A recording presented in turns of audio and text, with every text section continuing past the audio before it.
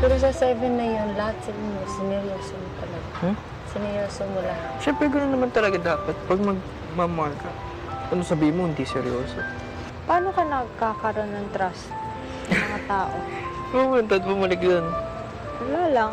Paano nga, kuya? Lahat ng Madali naging lang mga naman, girlfriend mo, may tiwala ka. Hanep. Hindi ka pa naloko. Alam ko. Wala masama magbigay ng trust eh. Pagka... Ay, kuya, ano yung main reason kung bakit naghiwalay kayo ng girlfriend mo, yung 7? Yung School mostly reason. School ko. School mo? Ano nga sa school mo? Parang hindi ko nabibigyan ng time. Ikaw, Hindi time, hindi school. Iba kasi yun. so ikaw ang nag-iwalay? Mas naano ko yung school ko para mas nagpo-focus ako doon.